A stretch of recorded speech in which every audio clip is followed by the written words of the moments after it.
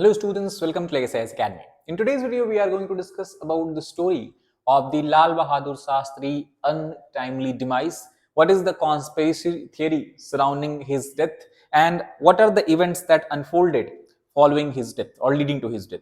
Now, first of all, if you try to understand the background, so it is in this unfortunate month of January in the year of 1966, on the 11th day more specifically, Lal Bahadur Shastri died in a capital city of Uzbekistan, that was Tashkent. And as you can see in Tashkent also, you can see a smarak that has been created in his memory.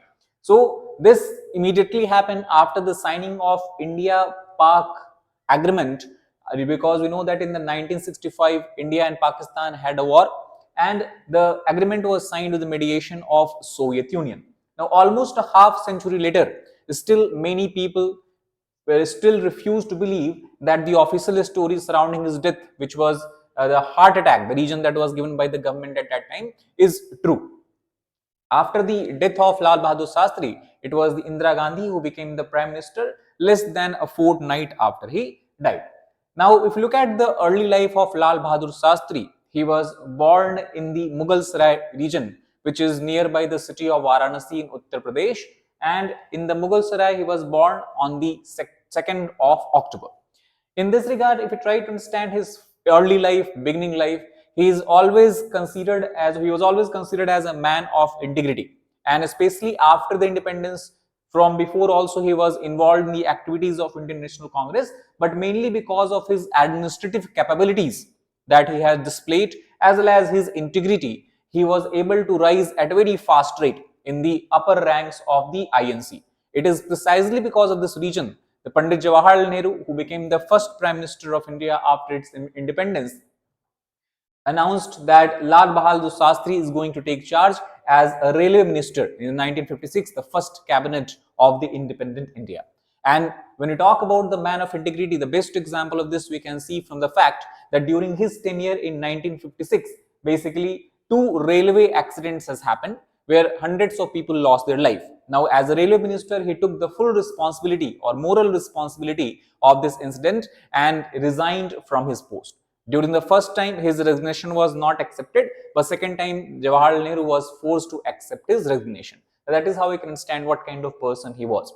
And also, if we try to understand his personality, we can understand this from the statement that was given by Pandit Nehru in the Lok Sabha, where he said that no man can wish for a better comrade and better colleague in any undertaking, referring to Shastri, a man of highest integrity, loyalty, devoted to the ideals, a man of conscience and a man of hard work. So that is how Jawaharlal Nehru has characterized the Prime Minister, second Prime Minister of India, Lal Bahadur Shastri.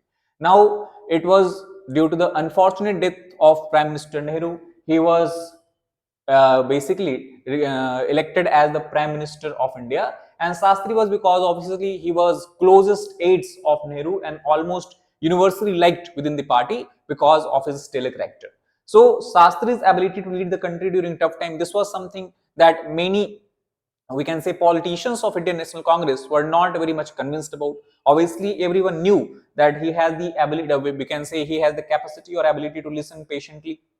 But whether during the time of needs, whether he will be able to act decisively or not, this was something on which Shastri has to be tested, and he has basically passed this test by, we can say, flying colors once he took the mantle of Prime Ministership. So this is something that is the listen patiently and to act decisively is considered as also a hallmark of democratic leadership, which Shastri has clearly displayed. Now, there were several reforms that were undertaken during his time. Most of them were largely in the agriculture sector, because especially in the 1950s, 1960s, India's economy to a large extent, or we can say dominantly, was dependent upon the agriculture. So he has championed a number of economic policy. It was during his rule, during his reign, we can say, the Pakistan attempted to seize Kashmir in the August 1965 and launched a campaign. And Lal Bahadur Shastri here also he displayed a stellar character. He displayed how strong-willed he is by authorizing the armed forces to cross the international border in the Pakistan as a retaliatory attack. And the reason is because once you cross the border, once Indian forces are in the Pakistani side, whenever the negotiation happens after the ceasefire occurs, the India will have a position of strength. So this was the reason behind his such decision making. And here we can see it was the Lal Bahadur Shastri who also has given a very famous what you can call as a motto, that is Jai Jawan and Jai Kisan. That means he is focused largely on agriculture sector and the Indian armed forces characterized by Jawan and Kisan. Now, if you look at the Tashkent tragedy, it was something that happened on the January 10th, 1966. As per his biographer, somewhere on the January 10, 1966, around 4 p.m. in the evening, India and Pakistan, India was led by Shastriji, while Pakistan was led by Ayub Khan with the mediation of Soviet Union. So they signed an agreement to ensure lasting peace along the Indo-Pak border. As per his biographer, then he had a light meal late in the evening prepared by the cook of Indian ambassador to Uzbekistan or Soviet Union basically that time in Moscow, and a glass of milk at around 11:30 p.m. After this, he went to bed, and around 1:25 a.m. in the morning, that is on January 11th, he woke up coughing and he felt unease and difficulty. Then he asked for his personal doctor, Dr. R.N. Chug. But before doctor can arrive, unfortunately, Shastriji has passed away somewhere on at the time of 1:32 a.m. So this is how the entire event has unfolded. The death also has happened in Tashkent, as we discussed, where the Tashkent agreement was signed between India and Pakistan. As you can see from this map here, Tashkent is a city situated in the eastern region of Uzbekistan and also is a capital of Uzbekistan. Now, what are the theories around his death? One theory that is largely being circulated and have been circulated since his death is a possible poisoning theory. Many of the people believe that his body, when it was brought to India, had a bluish tint, and bluish tint largely is a result of poison.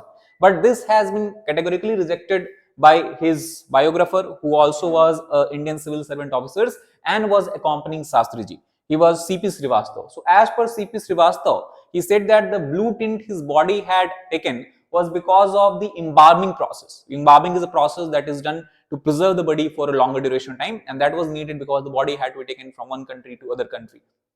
And the color of Shastri's face, as per him, at the time of death, because he was present there, was normal. It was only after the embalming the body start to take the blue color. So it has nothing to do with the poisoning as per as his view is concerned. Second problem is that postmortem also was not done. Otherwise, we could have known the exact reason of his death. And for this also, many people believe that the postmortem was not done to hide the reason of the death. But he has also categorically rejected it, saying that the reason why postmortem is not done is because of two factors. The first factor is both the doctors from the Soviet Union side as well as his personal doctor, Dr. Chug, both have given a clear-cut reason behind the death, that was the heart attack. And this is also because he had a history of heart attack. He already had 2 heart attacks in the earlier times. So this was the third one. Second reason is that there were no other circumstances that has pointed to any kind of need of postmortem examination, because there is no such this evidence of foul play at that particular point of time, and also his family at that time did not ask for postmortem. It is due to these reasons no such postmortem was carried out.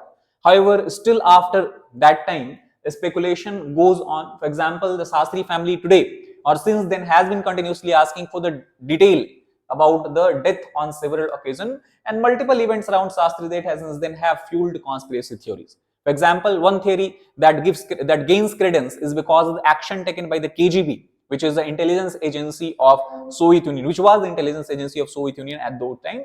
So the KGB officers had arrested a butler who was working at the Shastri's villa in the Tashkent. The butler was Ahmad Sataro, and as per the report, Ahmad Sataro was detained by KGB. He was interrogated, and some people say even he was tortured, because KGB thought that there was some foul play where there was a cases or suspected poisoning case of the Shastriji.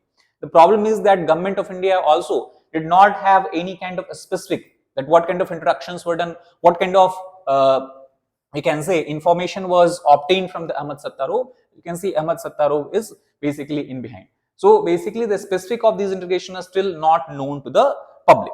So basically the people many times have claimed, especially the people from the opposition party, the leaders of the opposition parties, that it amounts to the government's failure. And many people have raised the question that why Indian government did not follow up on the Sataro's detention and the KGB's reported theory. After all, if there is some smoke, there has to be some sort of fire.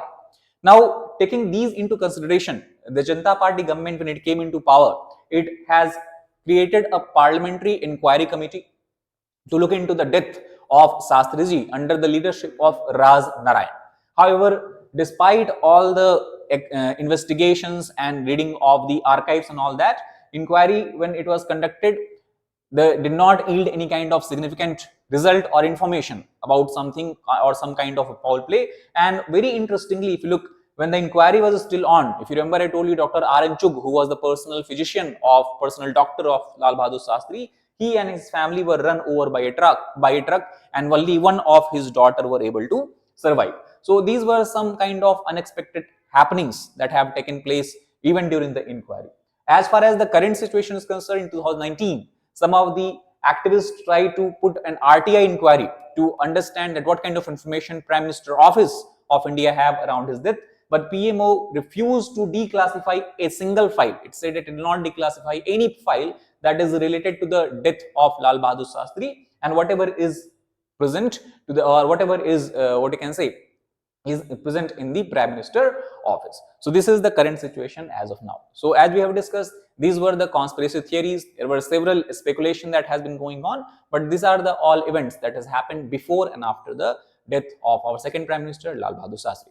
That is all about this particular video. I hope you got the gist of why we are talking about this particular issue. That is all. Thank you very much.